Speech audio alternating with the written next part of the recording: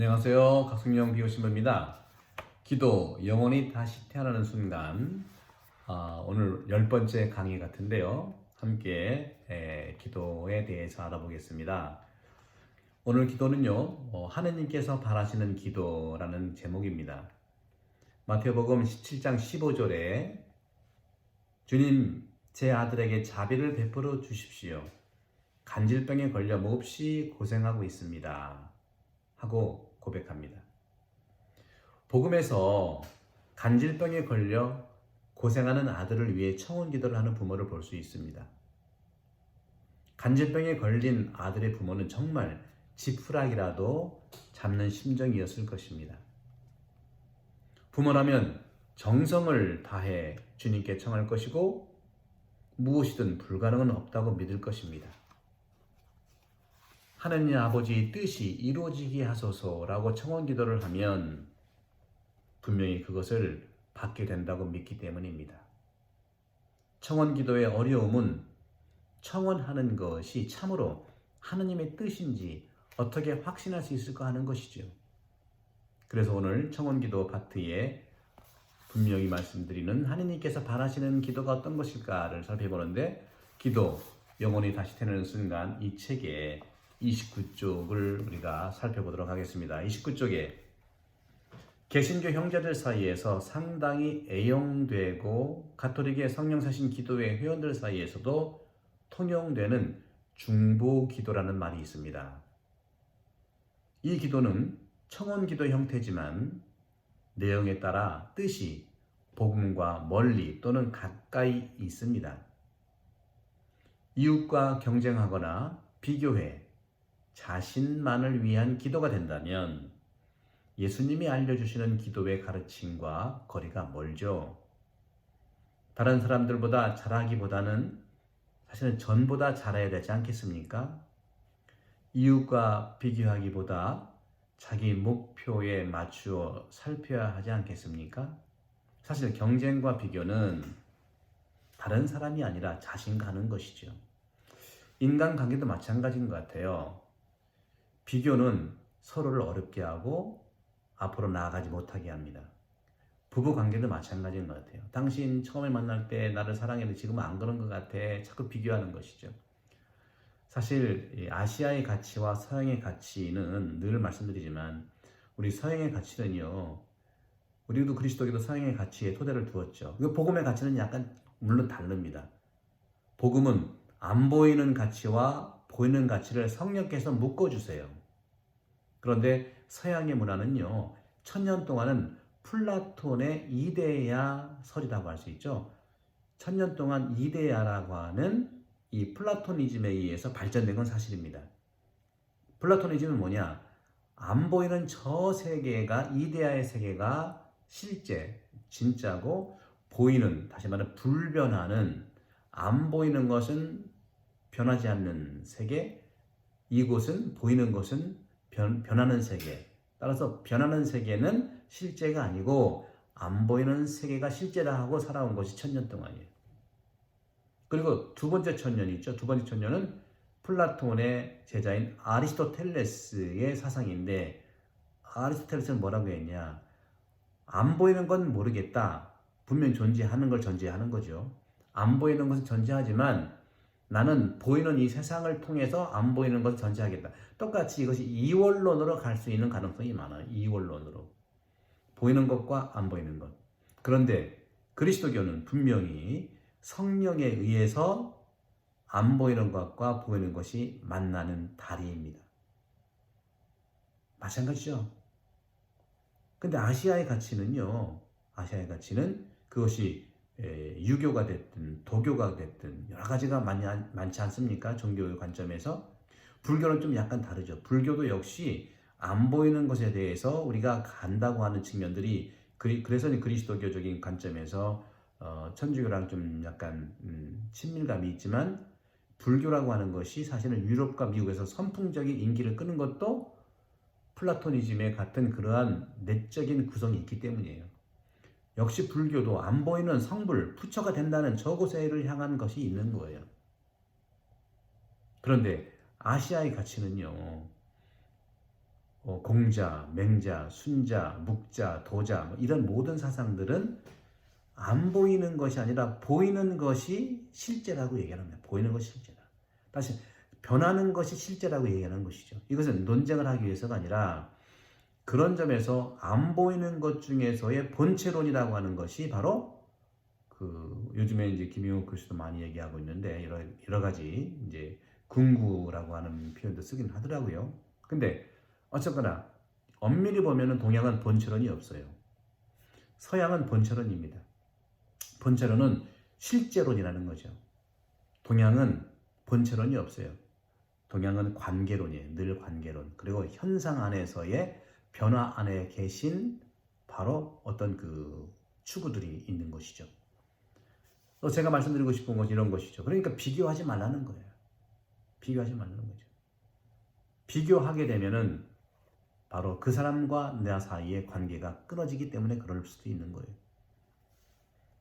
그렇지 않다면 아무리 기도를 많이 해도 자칫 자신도 모르는 사이에 구약의 축복과 또 승리 중심의 신앙관에 기초한 기복적 요소와 무속의 미신적 요소가 습합된 중보 기도가 될 수 있어요. 그래서 습합이라는 건 뭐냐면 철학이나 종교 따위에서 서로 다른 학설들이나 교리들이 절충된다는 것입니다. 섞인다는 거예요. 이렇게 서로 경쟁하고 비교하고 하는 복음과 멀리 있는 그런 청원 기도의 중보 기도가 된다면 구약은 축복이고 구약은 승리 중심이고 구약은 싸움의 역사고 신약은 다른 것.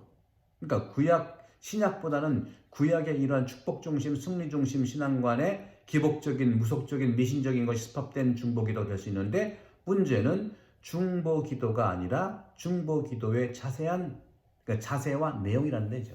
내용. 중보 기도 자세가 있어요. 복음적이어야 된다는 것이죠. 예수님께서 말씀하신 것이 된다는 것이죠.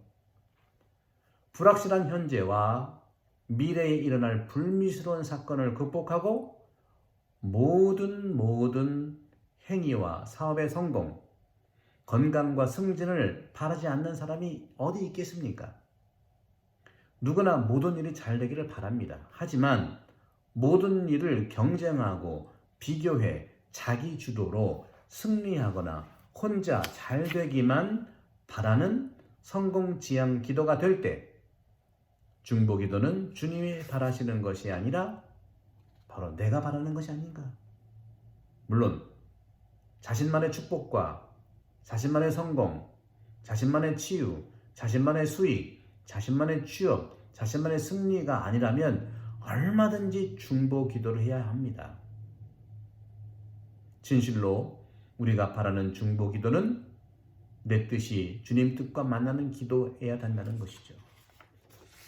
청원 기도에서 말씀드렸잖아요. 1단계, 그러니까 초급 단계, 중급 단계, 성숙 단계. 초급 단계는 뭐라고 그랬죠? 무조건 다 주세요. 두 번째 중급 단계는 뭐라고 그랬죠? 나한테 필요한 걸 주세요. 나한테 필요한 거. 성숙 단계는요? 하느님이 나한테 바라시는 걸 주세요. 이런 것이죠. 이런 기본적인 것을 토대로 놓고 복음적인 가치를 통해서 중보 기도를 한다면 하느님께서 분명히 다 들어주실 것입니다. 요한 금구성원이 계시죠? 요한 크리스토모인데 얼마나 말씀을 잘하셨는지 황금잎이라는 금구로 이렇게 표현이 되는데 요한 금구 성인께서는 이렇게 말씀하셨어요. 죄의 용서를 청하는 것도 주님의 뜻이다. 그렇습니다. 내가 죄까지 용서받는데 그 밖에 청원이 어찌 이루어지지 않겠습니까? 매일 미사를 봉헌할 때 주님, 죄인인 저에게 자비를 베풀어 주소서 하고 드리는 기도는 참으로 아름다운 청원 기도입니다.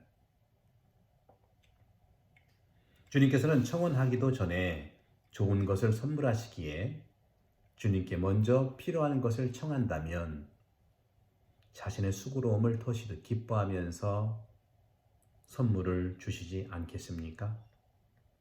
그러므로 청원 기도는 주님께서 축복, 곧 자비와 용서를 베풀어 주신다는 것을 확신하기 때문에 자비로우신 주님 뜻 안에서 이루어진다고 믿어야 할 것입니다. 살짝 고백하건대 저도 미사 때마다 습관적으로 주님 저희의 기도를 들어주소서 하고 청원 기도를 한 적이 있어요. 핑계 같지만 믿는 이들이 얼마나 많이 주님께 자비를 구하는가, 나라도 수고로움을 덜어드려야지 하며 깜찍한 그런 선심 같은 마음을 쓰곤 했습니다. 그런데 사람은 자신의 청원이 이루어지지 않았다고 생각을 합니다. 그렇다면 주님은 우리가 드리는 청원을 듣지 못하는 귀머거리일까요? 그렇지 않습니다. 먼저 주님께 내가 필요한 것을 청하고자, 그리고 자신이 처한 상황을 알아달라고 청한 다음 나의 바람과 원인을 묻는 것이기 때문이죠. 주님께 내가 먼저 필요한 것을 청원한다는 그 나 자신이 처한 상황을 알아달라는 것이기 때문에 그런 것이죠. 에브라함 링컨 대통령은 국회에서 중요한 결정을 하기 전 종종 의원들에게 다음과 같이 하느님의 도움을 청하는 기도를 했답니다. 하느님은 청하는 이들을 항상 도우십니다. 하지만 우리가 바라는 것이 아니라 하느님께서 바라시는 것을 위해 기도합시다. 링컨 대통령은 기도할 시간이 없다면 생활하는 시간도 없다며 바쁜 국정 가운데서도 기도하기를 게을리하지 않았다고 합니다. 이처럼 청원 기도를 할 때에는 다음과 같은 세 가지 원칙을 생각해야 할 것입니다. 첫째, 무엇이 필요한지를 되묻습니다. 두 번째, 욕심 없는 마음으로 청합니다. 세 번째, 공동선에 부합한 것을 청합니다. 네, 여러분 어떠셨습니까? 좀 어렵지 않으셨습니까? 하지만 하느님께서 바라시는 기도가 청원 기도의 성숙한 단계이기 때문에 이 단계를 향해서 하나씩 나가면 좋겠습니다. 바로 다 들어달라는 것도 괜찮아요. 다 주세요, 다 주세요. 두 번째는 나한테 필요한 것이 어떤 것인가를 또 살펴보는 것이 중요하고 의지하는 것이 필요하지 않겠습니까? 세 번째는 정말로 하느님께서 바라시는 것 뭐겠습니까? 공동선이시죠. 모두가 구원받는 일이 아니겠어요? 여러분들 기도 영혼이 다시 태어나는 순간 얼마 전까지 이제 한 번씩 일주일에 하루에 한 번씩 하다가 기도가 양의 문제가 아니라는 것을 깨달았습니다. 저도 처음에는 여러분들께 코로나 바이러스로 집에 계시기 때문에 하루속히 나눠야겠다는 그런 열정으로 여러분께 다 말씀드리려 했지만 양의 문제가 있을 것 같아요. 저도 그런 점에서는 준비를 하고 기도를 해야 되겠지 않겠습니까? 그런 점에서 일주일에 한 번 목요일 날 하루 업데이트하는 걸로 말씀을 올리겠습니다. 여러분들 하루 이렇게 들으신 내용을 잘 적어서 기도 노트를 마련해 보세요. 기도 노트에서 말씀한 내용 중에서 실천할 수 있는 것. 그래서 여러분들이 실천한 것에 대해서 문자로 댓글이 있죠. 댓글로 달아주시면 제가 또 댓글에 대한 또 해답을 성의껏 말씀드리도록 하겠습니다. 다시 한번 부탁드립니다. 구독 부탁드립니다. 왜냐하면 구독이야말로 영적 연대의 초석이기 때문입니다. 구독과 그 다음에 댓글을 통해서 이 시대 새로운 방식의 사목에 여러분들을 초대합니다. 감사합니다. 성부와 성자와 성령의 이름으로 아멘.